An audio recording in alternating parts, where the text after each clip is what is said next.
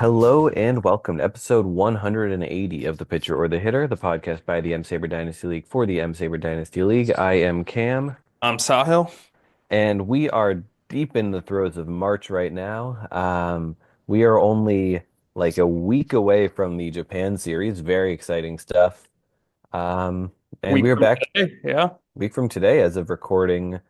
Uh, Yeah, we are about ready for stub week here.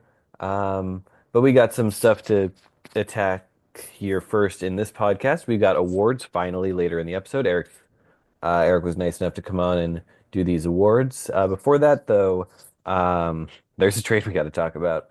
Yeah, before we talk about the trade, I want to use your mention of Stub Week to complain about Stub Week again. I think ESPN just needs to make it one big week. I don't get why every team is one series and that's considered a week. That's so dumb. I hope MLB stops playing the Japan series before the season so that we don't get any more Stub Weeks. Only Yeah, for that reason. I otherwise love the Japan series, but solely for that reason. No stub league, anti-stub week. anti-stub league, or just let them play spring training games out there. I don't give a shit. But all right, the trade. Yes, I traded Josh Naylor, Jake Berger, Spencer Arrighetti, Jesus Mod, my 2030 first, and the next 2026 or 2027 first I acquire to Alex for Rafael Devers and Ozzy Albies. Cam, I'll let you go first because I'm going to take longer. It seems like you and others did not like the trade for Alex, and why don't you explain your perspective? I mean, you've done it again, I guess. I feel like you've worn teams down on Jesus made, however it's pronounced. You said Mod, Jesus Made made. I Jesus you Mate, yeah. you've successfully worn teams down over the last 12 months. He's a top 30, 40 prospect, but you've put up enough posts, um, enough tweets, enough messages about how he's going to be a number one prospect at the end of the year that eventually someone believed it and kind of overinflated his value. I don't care about Josh Naylor. Spencer Arrighetti, you've talked him up. I think he's decent, but he's kind of a risky guy. Um, yeah, I think this is, uh, yeah, you and Jake Berger. I don't care about Jake Berger. The first 2030 first, and then another first, maybe that 2026 or 2027 first is okay. Someone that he takes soon, but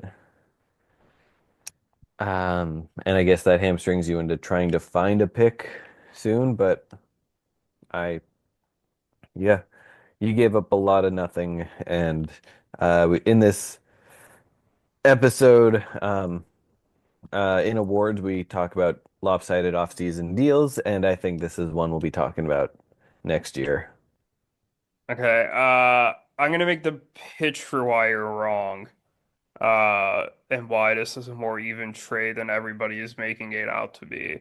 I do think the Jesus Mate. I will acknowledge that there are some question marks, right? He had a very good season, but he did it in the DSL, right? DSL pitching's bad. Uh, it's easy to have overinflated stats. I'm not really worried about the overinflated stats. I'm not even considering that. It was the stuff under the hood that just looked ridiculously elite. I mean, just the hard hit rates, the barrel percentages. These are all things that, line up you know, with major league hitters, like above average major league hitting. He's only 17. I think there's a lot of room for growth. I think a lot of the prospect evaluators who have gone and looked at him, I mean, like Baseball America has put out a shit ton of articles about him this offseason, and shout out to them because that's what's really gotten me to, uh, you know, turn people on to him. Uh, they've had scouts go down there and look at him directly and have been like, yeah, we think he could really be the real deal. So, I made the bet with Jake in the chat last month that like, Jesus Mod's gonna be the number one overall prospect by the end of this year on at least one big list. And I mean, I wasn't just saying that just to puff him up. Like I genuinely believe it. Um, I think he's going to be a very good player. I was telling Erik before you hopped on for the awards segment that like I think in 3 years I could really be regretting this with him turning into the next Churio. I've seen some people have said that he's ahead of Churio at this stage of the game, and it wouldn't surprise me if he becomes a stud. That being said, I do acknowledge the risk that hey, he goes to a higher level to start this season and he doesn't look elite. He maybe looks average to above average, but he doesn't look elite. I don't think he's going to completely fall on his face. And all of a sudden, the value tanks a bit, and people are like, you know what? He's more of maybe a bottom of the top 100 prospect instead of this like top 20 guy. Like I think Baseball America has him as like their like 17th ranked prospect in their top 100. And I did not want to gamble on that risk, so I traded him. But I also would have been happy to have held on and see if his value went up because I think his value is just going to go up from here because I think he's going to keep hitting once he gets to a higher level.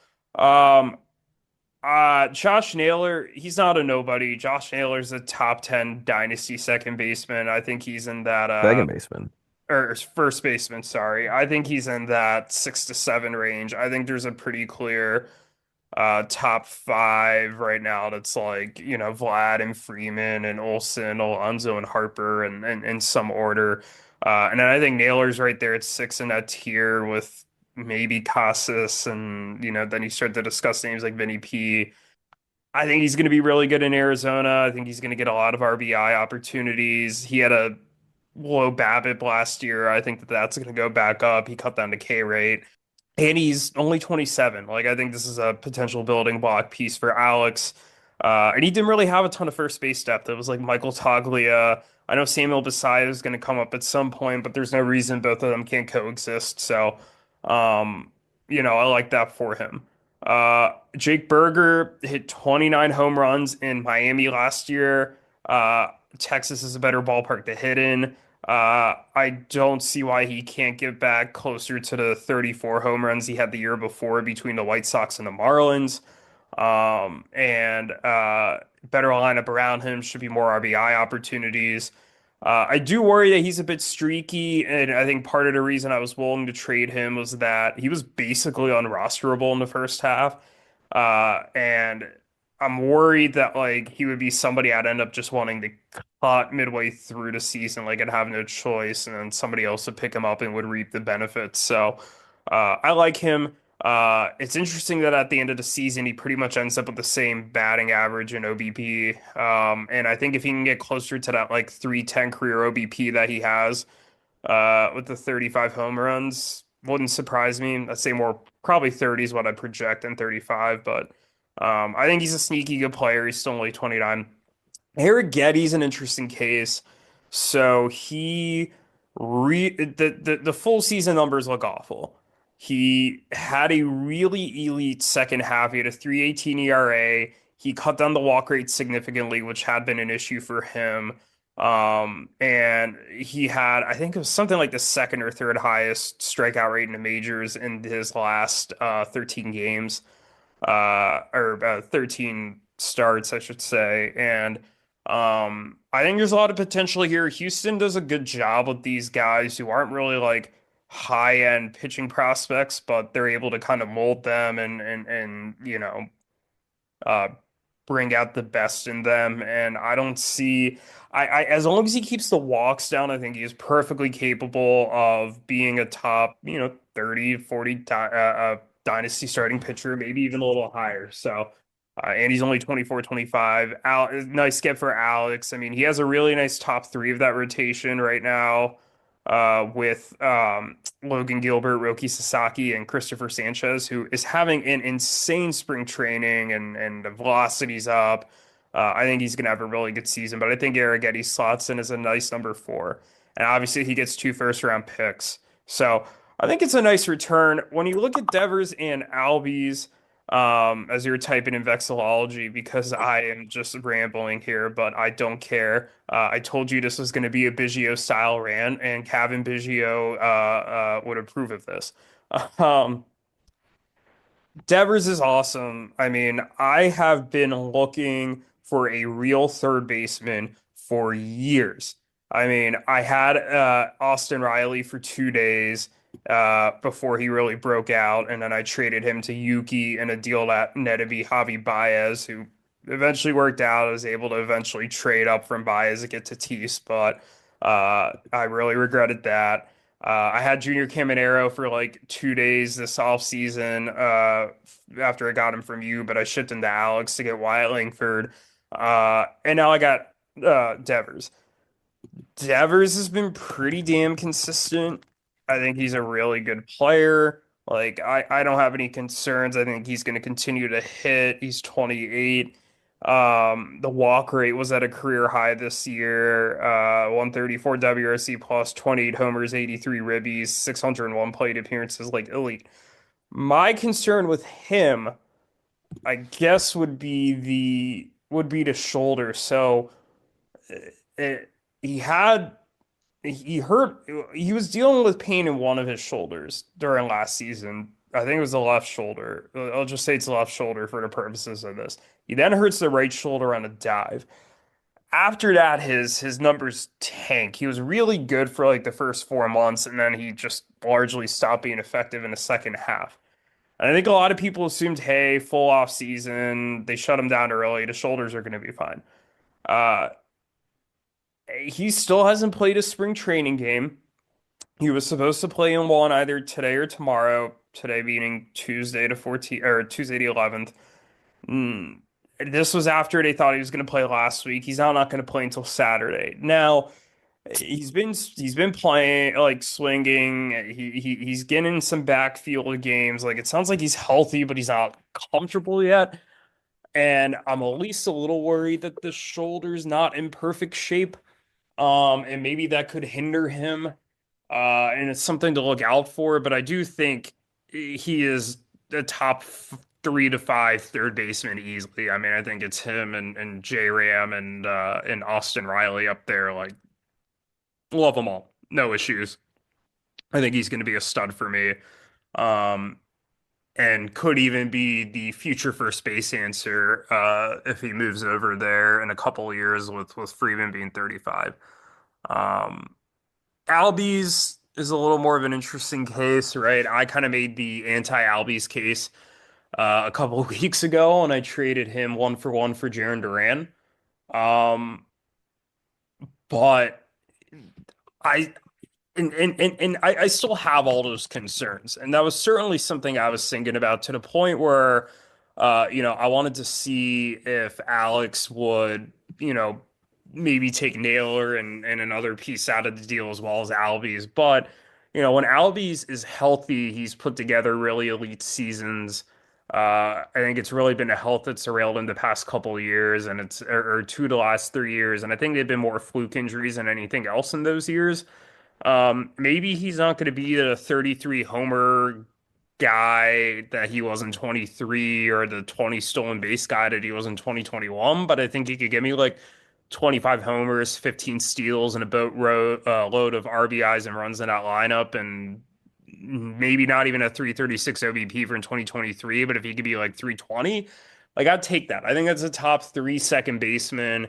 I mean, it's such a shallow position in Dynasty. I mean, I think all these second basemen have a ton of question marks, whether it's age or injury history, and I think the safest of that group relatively. So I'd certainly take him.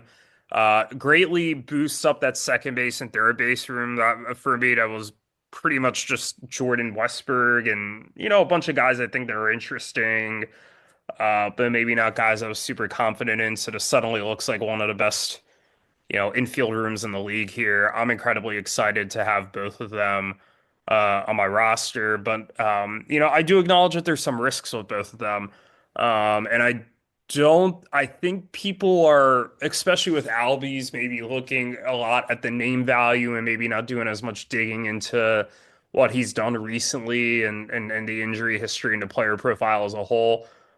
This was definitely something I agonized over a bit, and it wasn't an easy decision. Um, I will say too, just to give a little background on the talks. I mean, Alex and I have been talking for weeks because I felt like he had a monopoly on all the young second basemen. Uh, I was trying for Holiday and Campbell. Uh, he eventually decided not to trade either of them. I pivoted to Albies. We discussed a couple things, and then I kind of threw out Devers' name just for the hell of it, in a separate trade. And then he combined the two concepts one morning. I woke up, it was like 6:30. I was working out, saw his text about it, and was like, shit, this actually works. So, and I was able to get it to work out. So I was not expecting to get both of them, but I was incredibly happy to get both of them. But yeah, I mean, I think it's a trade that could work out for both of us, and I think people are being too harsh on Alex about this. So that was a lot. I just think you gave up a lot of guys that you have to talk people into, whereas the value that you got, you're trying to maybe talk people out of. It just like there's a lot of the names that you sent to Alex are guys that you squint at and think could be good um, in the picks, but like Rafael Devers is just kind of great, and Albies is one of the better second basemen without having to think too hard about it. That's actually a really interesting way to phrase it. Um, that the guys I gave up are guys that I'm convincing people are good, and the guys that I'm getting are guys I'm convincing people are worse than people think. Um, I never really thought about it like that, but yeah, I mean, I think it's a fair take. I'm certainly not going to disagree with anybody who makes it, but I do think these players have the potential to really work out for Alex, and we'll see. We definitely will. Anything else that we want to get into um, before we get into awards? Nothing at all. We were going to talk about injuries at one point. I'll just kind of do a quick rapid fire. I mean, Garrett Cole being out for the season is annoying. I probably should have seen this coming. Uh, I'm glad he's getting to TJ now because he'll miss all of this year and maybe a start of next year. But like, I hopefully I get out him for a good chunk of next year. But for somebody who had six top 10 Cy Young Award finishes through me and is probably the best trade I ever made, it is there's a lot of emotions tied up in it. Uh, Hopefully he comes back as strong as ever. I do like this for my Orioles and their playoff chances, but that's a bummer. I think Eric's going to be able to survive the George Kirby injury and a Luis Heel injury. I mean, his rotation depth is still insane. I mean, DeGrom and Burns and Glass now and Nick Martinez, Spencer Schwellenbach, Ronaldo Lopez, Jack Flaherty. I'm sure I'm forgetting names. I'm just naming them off the top of my head. So I think he'll be fine. The Grayson Rodriguez injury is a real You're naming names off the top of your head, and the second one is Nick Martinez. like the third or fourth one. Yeah, I think about Nick Martinez a lot, don't you? You're a I Reds fan. mean, I do too, but like, I not a lot. I don't know. Damn it, Cam. You really need to think about him more. He's going to be good. And then Andrew with Grayson Rodriguez, I'm pretty concerned about him because he dealt with some injuries last year at the lat. It's just in the shoulder. It's just nothing. He claimed to have done some different things in the offseason to really strengthen it, and then he gets hurt again. Uh, his injuries are lingering here. I'm starting to question whether he's going to be able to hold up for a full season. In addition to the fact that I think the Orioles are really looking for him to take the next step with his skills that he hasn't necessarily done. I really want this to work out. I really like Grayson Rodriguez. Andrew doesn't quite have the pitching depth that Erik has to overcome this, so I am. a little worried for him, but we'll see how this develops for Grayson. For now, it's not like a Tommy John or anything like that, but yeah, it's a tough one. I don't think any hitters have suffered any really major injuries that are worth discussing, but you can tell me if I'm wrong, or at least anything that's super long term. But um, Yeah, nothing that I can think of off the top of my head. oh, one I want to add then. The Chase DeLauder news is a real bummer for Andrew as well. That is true. Yeah. Um, yeah, no one else that I can think of though. Um, Noel Marte got sent down to AAA. So Ruthvik's got him on his NPI and is offering him up in trades. Other than that, no, though I don't think there's anything really that we need to mention. I'm gonna rag on Andrew one more time. Bobby Miller getting sent down certainly does not help that starting pitching depth. No, but I guess it helps him with, we weren't really like unless three or four guys got hurt, we weren't going to see Bobby Miller making consistent starts at the major league level right away. So maybe it helps to have him on the NPI for now. Yeah, that's fair. Yeah. But yeah, no, I don't have anything else. I think we kind I'm of summed a it up nicely. sailor All right, perfect. and I Yeah, so in just that case, we'll be back sail. in just a moment here with Eric Said and with that our you're late, long overdue 2024 that's awards. not reprieve. Yep. We'll see you then. Oh, but maybe things can change. What can wax can wait. Things can get replayed. And if it's all the same, oh, just take my hand and place it on your blade and let it wash away. With you, I will remain. Okay, we are back once again with Eric to discuss. This time it's long overdue. It is the League Awards. Yeah, good to be back. Yeah, I think last year it was about this late, but just kind of I guess remembering last year's best performers before we get started to this year, I suppose. Yeah, and I actually just got the trophy back from the shop today, so it's fun. Hey, all right. Um, yeah, that's your name is on it four times now, I guess. Yeah. That, that's depressing. Man. Well, we'll see. Maybe you'll be shipping it to one of us this year. Did you really get it out to the shop like right after the season? It just took them this long, or did it just take you a while to get around to it? Um, no, I think my mom like brought it there in like December. There's one near my parents' house that we've been going to for a while for our family football stuff, and then they take kind of forever too. So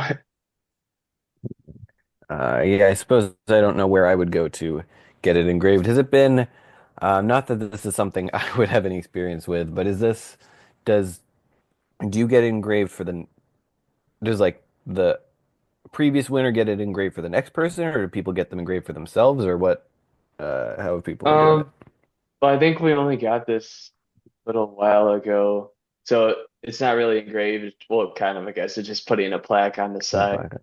Okay. And then when I shifted to Jake, he went to some shop in Chicago, I think, to get a plaque for himself.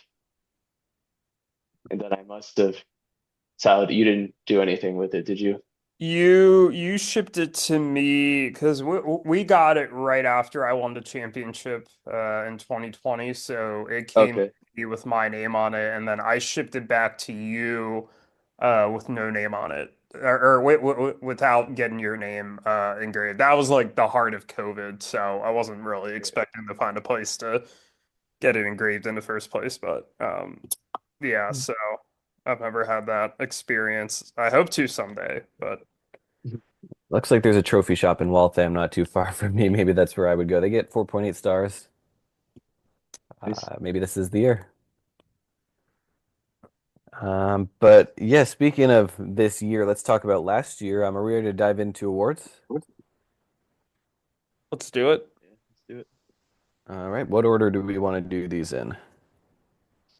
Should we do the first team positions again, and then trades, pickups, and then the big ones. Sure, yeah. Yeah, Sounds good to sounds me. great. All right, first team catcher. You all ready? Yep. All right. All right, we got my man, William Contreras. Yeah, that's not surprising. That was the obvious pick. Mhm. He just had a fantastic year. A couple other catchers with solid years. I know Sal Perez was pretty solid. He is seemingly ageless, but yeah, I Cal Raleigh had a good year as well. But yeah, I mean, this wasn't close. I don't really have anything else to add. Yeah, no, he was yeah, Contreras was probably the guy, pretty obviously. I guess Raleigh had a good season, but yeah, I'm sure my vote was for Contreras. Yeah, if you're just going by the player rater, the gap between Contreras at one and Sal Perez at two was larger than the gap between Perez at two and Logan O'Hoppe at 13. So uh, I think that says it all. Wow. Yeah, so there was we actually had 7 voters this year, so good job, league. We had 1 vote for Adley and 1 vote for Will Smith. Interesting. Adley was hurt a lot of, or no, he wasn't hurt, but he just wasn't that great this year. So that is a little bit surprising, but congrats to William Contreras. Yeah, he dropped off in the second half. I definitely voted for Contreras. Yeah, no world in which Adley should have won that. All right, next up, first team, first base. The winner here is Vlad. Hey. Boo. All right. Yeah, he um I feel like was a fairly easy choice for me. Led first baseman in runs, doubles, and OBP. Was second behind Josh Naylor in or third behind Josh Naylor and I guess Sal Perez in RBI. He stole a couple bases, which is more than like most of these people did. Um, yeah, I feel like he had an awesome season. I'm glad to have the old lad back. Yeah, I have to eat a little crow. I was comparing him to Josh Naylor towards the beginning of the year when Naylor was hot and Vlad wasn't, and I was like, Vlad hasn't been as good recently. Like, you know, as he kind of peaked or whatever, and yeah, he proved me wrong. So I'm here to eat crow. Eat crow Armstrong, as the cool kids say. But Bryce Harper also had a nice year, as did Freddie Freeman. I think they were Both two. of Yep. both of which got 1 vote. Nice. But yeah, I don't think anybody else really stood out of the position. All right, next up, first team, second baseman. That goes to Ketel Marte. Yeah, not a surprise. He also just balled out this year. Yeah, he's had such an interesting career path. Um, I mean, well, he had the big year in 18 or in 2019, I should say. The 32 homers, 92 ribbies, 389 OBP, 329 average, and then like 20, 21, 22, not great, and then just popped back off the last 2 years. So, good for him. If he can stay healthy again, I think he'll be good. But I think Altuve was also a pretty solid candidate as well. He had a pretty nice year, and maybe Bryce Train got some love with his 50 stolen bases, something crazy like that. But I mean, second base is a weak position. Mhm. Yeah, I like the season Altuve had a lot, but I think Marte was the clear winner. Yeah. Yep, 1 vote went to Ideal Amador. I wonder who that could have been. Uh, All right, next up, shortstop. We get our first unanimous. It is Bobby Witt. yeah, I mean, him and Ellie and Gunnar and Lindor just all had crazy good seasons, but Woods was obviously the best of them, I think. I Um, wouldn't say obviously necessarily, but they were all very close together. And yeah, obviously I uh, picked Bobby Witt, but they all definitely uh, yeah, definitely were worth considering. Um, I'm gonna go out on a limb and say it was obvious. That's hot take. I don't care. Wait, I mean, I think he was a step above the others. Actually, you know what? I take that back. Looking into some of this a little more, it's not obvious, but I think he was the best. All right, next up, first team third baseman goes to Jose Ramirez. Yeah, Yeah, not a this one was surprise. obvious. Can I say this one was obvious? I think it was pretty obvious, unless there's someone else that yeah, no, he was just number one in basically every category um, for third baseman. If we want Um, to play the difference in the player rater game again, the difference between Ramirez and Chapman, who was number two, is the same as the difference between Chapman at two and God, you have to really drop down here and see if I can do mental math, but it's like the difference between him and like Renhefo at 23. So yeah. Um, like Ramirez is like more than a player and a half. Like multiply Chapman by a player and a half, and you don't even get to Ramirez. That's insane. Man, yeah, Ramirez first in runs, first in homers, first in RBI, first in uh or second in steals, or really first in steals among primary third basemen, second in doubles behind Alec Boehm among third basemen, and it's just yeah, I feel like these have all been pretty easy so far. Yeah. Yep. Here there was one vote for Gunner and one vote for Michael Garcia. Michael Garcia does not even play shortstop.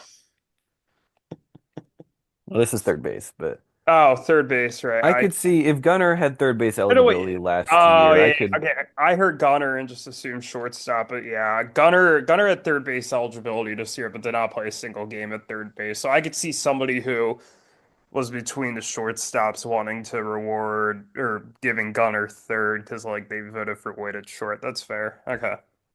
All right, next up, outfield. Okay, so for this one, we have three that are for sure in. We got Judge, Soto, and Alvarez. And then there was a three-way tie for the last two. So we're gonna have to choose which two out of, excuse me, Brent Rooker, Jarren Duran, and Kyle Schwarber. Interesting. Uh yeah. Judge Soto, Alvarez, all great picks. Can't argue there. Alvarez had a healthy season. I do have some concerns about him long term, but the 24 season was really nice. And I mean, I don't need to regurgitate Judge and Soto because I know Cam's going to do that and gush about how awesome they are. And then what you said, Schwarber, Rooker, and Duran were the other three. Yep, Well, Duran was, if you're going by player rater, which I concede is not a great metric, but we're going to go with And if it. you're look, I will say if you're looking at player rater currently under the current season, Rooker will not show up because he's Neither lost will his outfield. Schwarber, but just look at the just hit batters. They're all in the top Uh, 15. Duran's at 10, Rooker's at 13, Schwarber's at 15. I suppose we could use that as the tiebreaker. I think, yeah, it's tough to really argue with a lot of these guys. Um,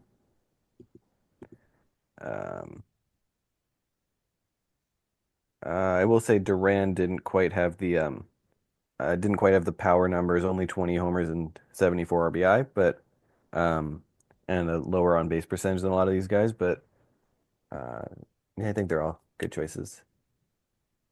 he has the speed in the runs. That's where he catches up. I think Rooker and Schwarber are pretty similar players, and then Duran's more of a four category contributor. Although Schwarber also had 110 runs, like because he led off, but didn't have the steals. Uh, I don't know. I'd say Duran and Rooker if you're just gonna go off the player rater, unless you have a better metric, is how you want to break the tie. It works for me. Cool. All right. Also, side note, where are you seeing the player rater for last year? If you just go to the ESPN page, go to players, and then on the pull down bar, just click player rater, and then just make sure it's set to 2024 season, which is the only option. So Oh, yeah. Once the season starts, they'll wipe that, but we have it for now. all right. Next up, first team starter. We do have a clear five for this. We got unanimous Tarek Skubal and Zach Wheeler. Also got Chris Sale, Logan Gilbert, and Paul Skeens. Yeah. Uh, that is. I don't have any comments. I think that's basically the perfect list. Yeah, Anything. I agree. I suppose you could make an argument for Cole Reagan's with the 21 quality starts. Um, I guess I'm not sure who you would put him over though. Maybe over Skeens, but Skeens had such a great season. Um, I mean, maybe yet, acknowledgement to like a George Kirby or a Corbin Burns or a Seth Lugo, but I mean, I think they all had very good seasons, but not quite at that dominant level as the other guys. mhm. Yeah. Yeah, I got Who else received some votes? We got Corbin Burns, got three. Reagan's got one, and Shota Imanaga got one as well. yeah, Minot had a really good season that I don't think people were discussing as much after that really hot start, but I mean, he wasn't as great as that ridiculous start, but he was still like very elite. I'm curious what year two looks like for him. Because I know some of these Japanese pitchers in year two tend to break down a little bit. Just with all the hype around year one and them pitching on a five-man rotation instead of a six-man rotation. But um, yeah, I mean, he was really good. What a bargain of a free agent signing for the Cubs.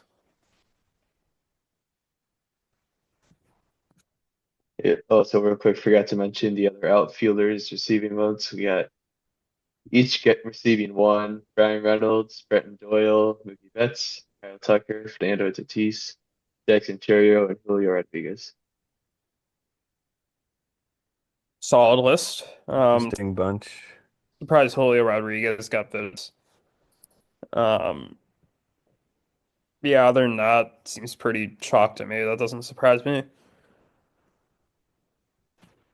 All right, next, first team closers. And receiving most of the votes were Ryan Helsley and Manuel Cose. All Uh, right. yeah, no arguments there. I'm trying to think of anybody else really stood out to me. I mean, Devin Williams had a good year, but oh, Ye- I guess he was hurt for a chunk of it, but I mean, he was pretty solid when he was healthy.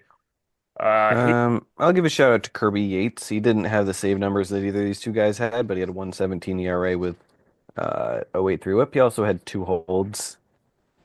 Yeah, I'll give a shout out to Raisel Iglesias as well. He really lacked in the strikeout numbers compared to these guys, but 195 ERA, .74 whip, 34 saves. It's a pretty hard season to beat.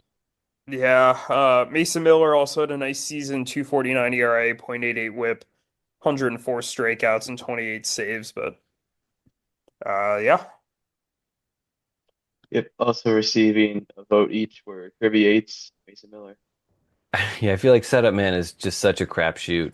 And a lot of the times, I think more than once, the setup man of the year was someone who was a free agent at the time, or someone who was not rostered. Yeah, I wonder. There has to be a better way for that to do that award. I actually, in hindsight, I should have voted for Cade Smith. I didn't vote for Cade Smith. I wasn't really. I think I kind of just went by who had the most holds and just put that in. I think I went just kind of looking at who I would pick right now. I suppose I would have picked Hunter Gaddis and Jason Adam. Jason Adam was a free agent during the offseason, but had a fantastic year last year. There you go. All right, so we actually have 9 unique names for these results. 6 people only received 1 vote, while 3 receivers received 2 votes, so we'll have to narrow it down to 2. Those 3 are Brian Abreu, Griffin Jacks. Interesting. So those are Brian Abreu, Hunter Gaddis, and who's the third? Griffin Jack. Griffin Jacks. Griffin Jacks. Interesting. I mean, Griffin Jacks had a good year. I think people were maybe giving him credit for the saves, but definitely would not have been one of my first picks. I mean, Gaddis and Jax are the top two if you're going by the player rater. Abreu was lower, although if you're going by holds, Abreu led the league in holds.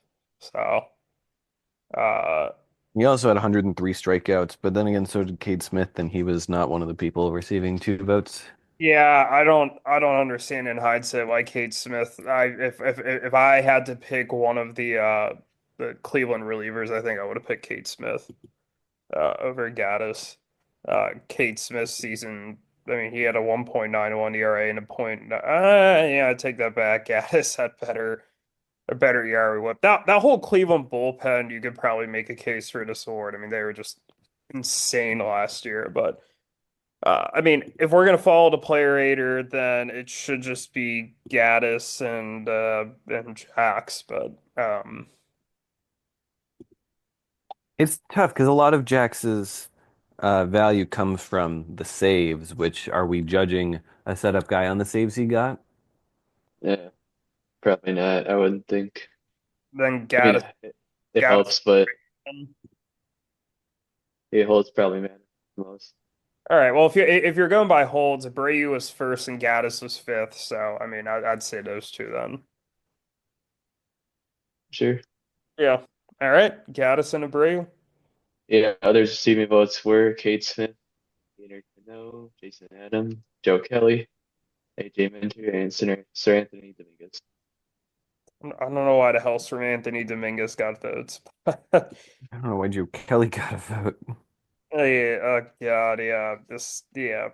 People really just putting out any name, but All right, next one is the most improved team. And this one is actually really close, but the vote of 4-3, we have Anthony over EVO. you said Anthony had four, EBO had three. Yep. Yeah, that's interesting. I think they're both good picks. Uh, I don't even remember who I voted for, but I mean, EBO made it to the finals, and I think kind of given where they were at beforehand, I think I would give them the edge. But I mean, Anthony also made the playoffs when nobody really expected him to make the playoffs.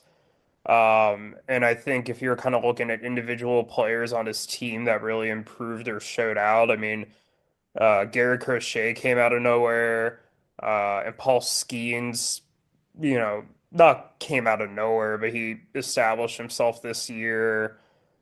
Jazz Chisholm showed an ability to stay on the field and a lot of improvement. So like there's like individual performances on Anthony's team that really I think led to that improvement. That kind of came out of nowhere. Whereas I think EBO's is a lot of just expected growth from a lot of their players that I thought were going to grow. Plus, I think a timely trade with Andrew to get Pablo Lopez and Brian Reynolds and Ranger Suarez and I'm blanking on the fourth name off the top of my head to really kind of solidify some of their depth there. So I think they're both good options.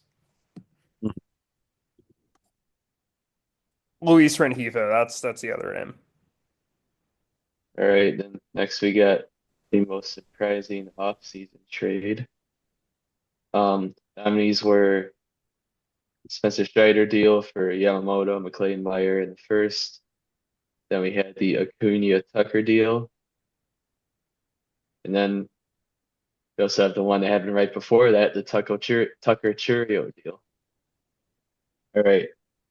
The winner here is the Acuna for Tucker deal. Yeah, I think that's right. I mean, the other trades were really big too, but I think that everything kind of came out of the Acuna deal happening. Although what's interesting is I wouldn't really call it a surprise because Ruthvik made it very well known that he was shopping Acuna. Um, and I think this was a very large discussion within the league for like a couple weeks span before the trade actually happened. Uh, so I think the bigger surprise of it for me is how year one of that trade played out. And maybe it's not just year one of that trade, but kind of how all of those trades in conjunction worked out. Um, with Acuna tearing his ACL, and then I guess the Strider deal wasn't really part of this universe of trades, but Strider tearing his UCL.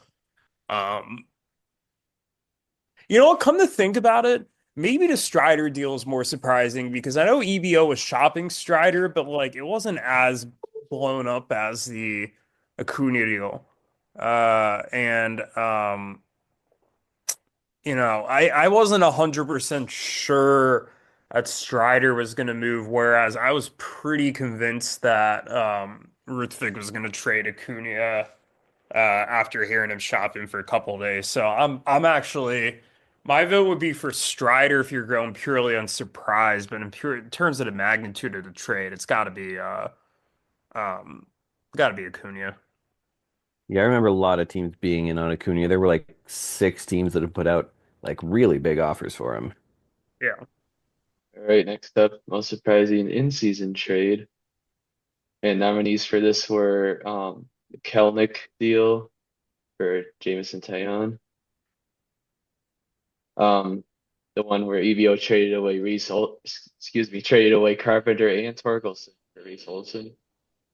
And then the big Devers deal with Julio was on the other side, and that one is the winner. Yeah. Yeah, Lots of surprising Devers deals, huh? a little bit. Yeah, this one was, yeah, those are both pretty surprising. Um, yeah, the other two in here weren't the most surprising. I suppose it's surprising. I was surprising to see EBO trade Kerry Carpenter. But yeah, I would definitely call that surprising, but this was pretty much a clear winner. I'm just surprised you got rid of Jared Kelenic. I thought Jared Kelenic would be on your roster forever. And not only did I get rid of him, I traded him away. For a guy that you like immediately cut. Hey, I found someone to trade for him. Excuse Yeah, very fair, I guess. Yeah. All right. Next is most lopsided trades. First season nominees were Cam trading a third rounder, or excuse me, trading a third rounder for Taylor Ward from EBO. Nice job, Cam. Next was Sahil trading Berger, Paddock, and Gasser for Cease. Ooh, I think we have a winner. I don't even need to hear the third one. The next one was Megan and Reagan's and Michael Bush for Lars Barzak, Geloff, and Jack Sweeney. And that is the winner. Oh, Yeah, as it should be. That came out of nowhere, and everybody always rags on me for the trades that I make that are lopsided, but that was lopsided from the second it was made. I I don't know. I mean, it's definitely a trade that Eric wins, but I mean, I like Newt Bar. I think Geloff, if he has a bounce back year, Trey Sweeney's gonna get some run with the Tigers. I think the C Steel is is more lopsided. Newbar was literally sitting in free agency like this offseason, and Geloff like was awful this year. Uh, Cole Reagans was a Cy Young candidate. Like at least like Berger popped 30 home runs and uh also netted Connor a first round pick. Yeah, Geloff had a 82 WRC plus this year, 211, 270, 362 slash line. I still believe. Yeah, you know, I'll take the under on that, but yeah, 34.4% K rate. If that's your type, go ahead, be my guest. I don't know. But did that? What was the vote breakdown for this one? For this one, the Reagans trade got 4 votes. The C Steel got 2. Well, actually, someone voted for a trade that wasn't one of the finalists, so that's a first, I guess. Which one did they vote for? They voted for the Strider for Yamamoto, McLean, Meyer as most lopsided option. I mean, Strider's now a two TJ guy. Would you be surprised? Not after a year. It doesn't deserve a lopsided vote after this year. But I could see a scenario where that trade looks really lopsided, like in a year or two. I was listening to a podcast. It was like the most innings that any pitcher has thrown in a season after having that internal brace Tommy John surgery that Strider had, which is like the one that supposedly is a shorter recovery timeline, but isn't used, so we don't really have a ton of data on it. Like the most innings anybody has thrown is I think it was like 62. It was 60 something. So, um, who knows if he's able to come back and be like a 180 inning guy, like consistently throughout his career. It'd be a shame if he can't, but like, would you be surprised in 5 years if Spencer Strider is just like a solid reliever and not a, top of the rotation arm? It wouldn't really surprise me necessarily with the injuries. No, Is this not his first? necessarily. Is this his first major injury or his second? Do you know? No, this is his second TJ. Oh, okay. Yeah. Yeah, if that arm breaks one more time, he's toast. But yeah, I mean, there's some precedent for these two TJ guys, but it's not as pretty. All right, the last trade award here, most lopsided in season, and I only really found 2 that were like I guess even worthy of putting on this list. First one was Cal EVO sending Cal Raleigh to Anthony, or excuse me, to Connor for a second. And the winner here is Sahil trading Sonny Gray for Bailey over and 2 firsts. Yeah, Yeah. yeah, yeah. Those That, two first led to me getting Jared Jones too. So thank you, Anthony. I very much appreciate it. I yeah. Considering too, not just that, if you look at uh what that wasn't the first time Sonny Gray was traded that season. In April, I traded Max Muncy to get Sonny Gray. And so to get Bailey Ober in two firsts was quite a haul. Even if I would have just gotten Ober or just gotten the picks, I would have felt pretty good about that. Um, just I'm not complaining.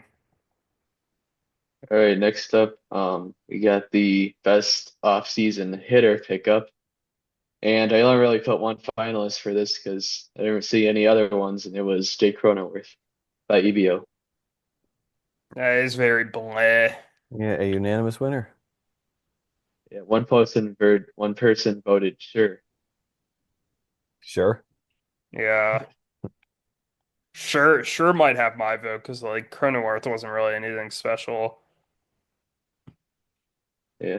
All right, next up, best off-season reliever pickup. Finalists, um, for Robert Suarez, Jason Adam, and Griffin Jacks. And the winner here is Robert Suarez. Yeah, makes sense to go with the closer. Uh, I was a little surprised when everybody got on the Woo Suck Go and the Yuki Matsui trains last year. I thought it was going to be Suarez's job. I think I owned him at one point in the offseason, but caught him and who was the EVO who I think really benefited from that. So good Yep, for them. they won the bye, the final game of the final day of the regular season due to a Robert Suarez save, in like some weird circumstances. So I'm never gonna forget that. All right, Yeah. next up. All right, next up, off-season, best off-season starter pickup. Finalists were Tanner Houck from Cam, and then Ronaldo Lopez and Jack Flaherty from me. And winner was Tanner Houck. Hey, we take those. All right. I disagree. I would have definitely said Ronaldo Lopez or Jack Flaherty over Houck. And I think Houck's a distant third. Houck So was awesome this year, especially at the start of the year. yeah, but he's just okay. Let's. I think I think Ronaldo Lopez. I mean, Ronaldo Lopez had a sub 2 ERA.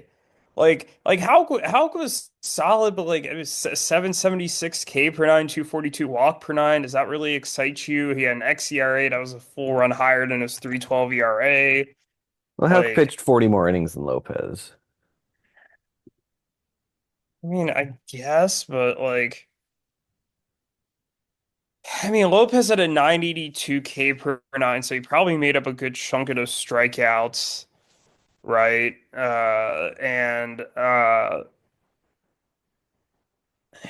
I mean,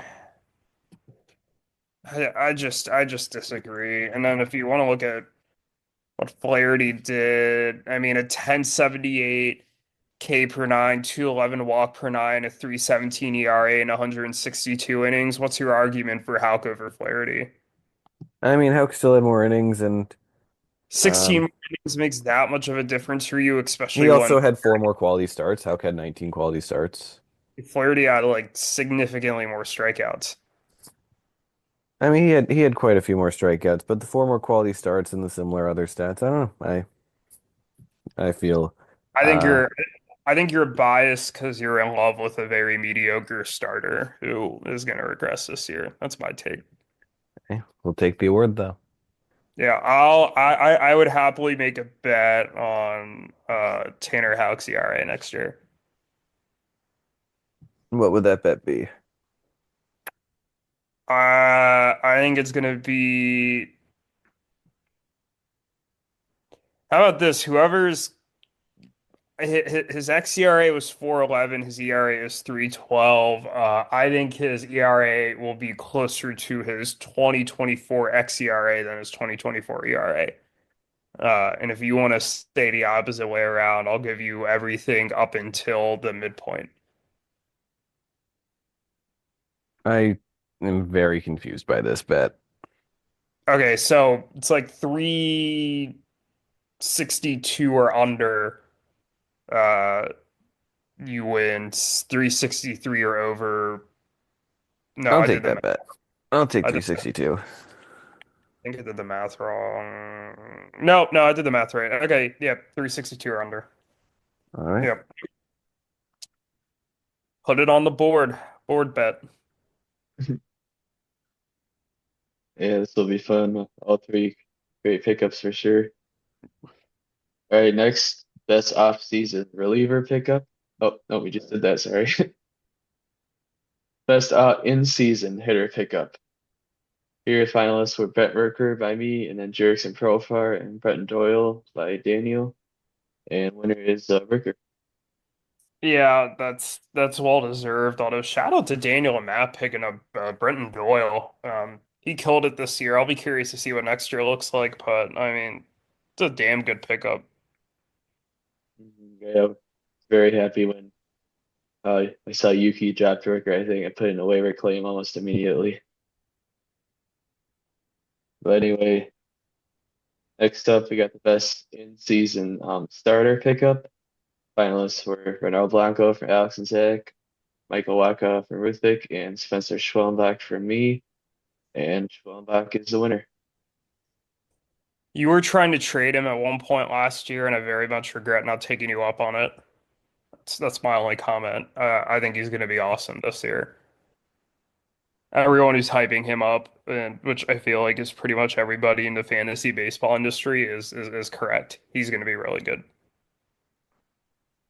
Yeah, I agree. He's a solid pickup. He's probably my vote.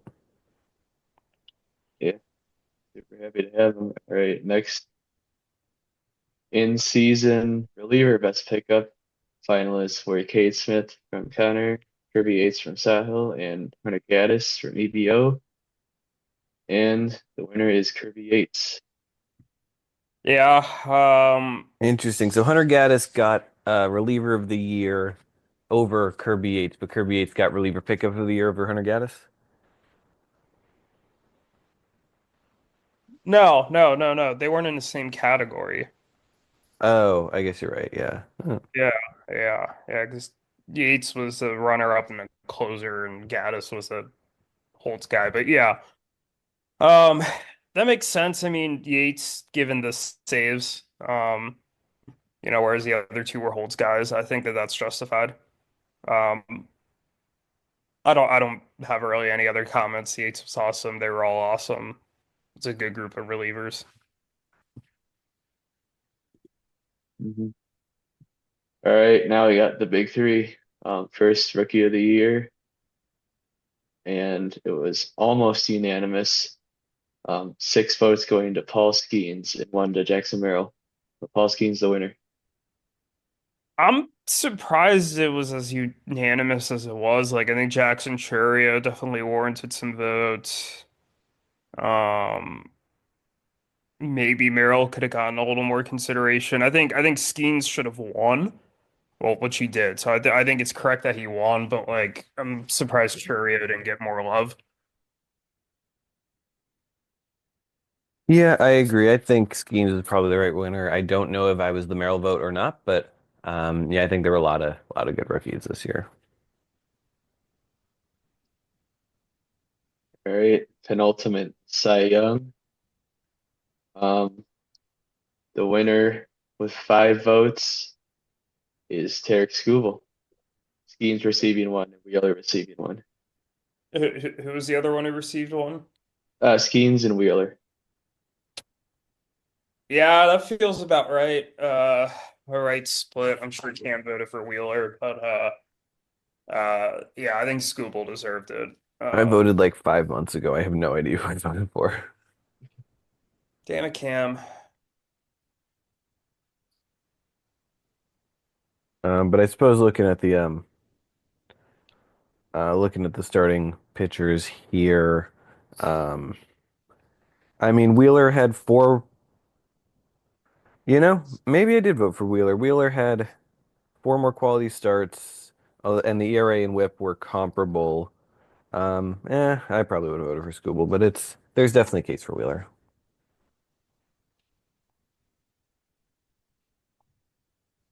All Fair right, enough. all right, ready for the big one? MVP? MVP. Yep. Receiving 1 vote, Aaron Judge. Receiving 1 vote, Paul Skeens. And receiving 5 votes, Shohei Ohtani. Yeah, that's the Yeah, correct. I agree. Um, Judge had a good case as well. I think Otani was just on another level this year. It's just such a unique season. Yeah, I have no argument with that. Yeah, I mean, yeah, Judge definitely had a case. He had more homers, more RBIs. They each led three of the six categories over the other, but I think, um, but Otani having the massive lead in steals, um, really does kind of break the tie there since they were close in a lot of ways.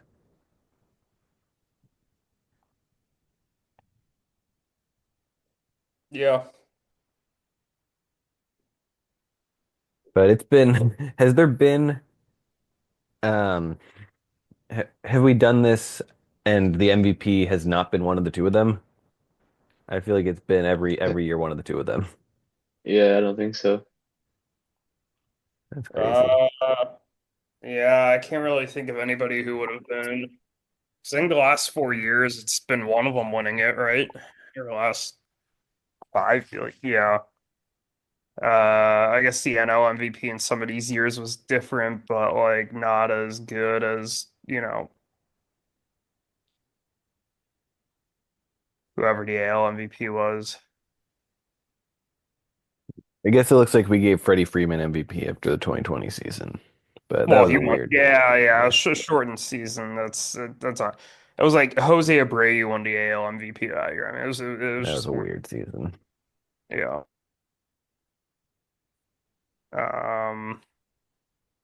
Yeah. We got anything else here? No, that's it. Uh. All right then, Cam. Anything else? No, thank you for coming on, Eric. Excited to finally get these awards out. I know we've been trying to get this set up for a long time. But yeah, we've only got really um, two more podcasts before the regular season starts, and we got a fun one planned next week. We'll see you all then. Yep. See you then. Bye.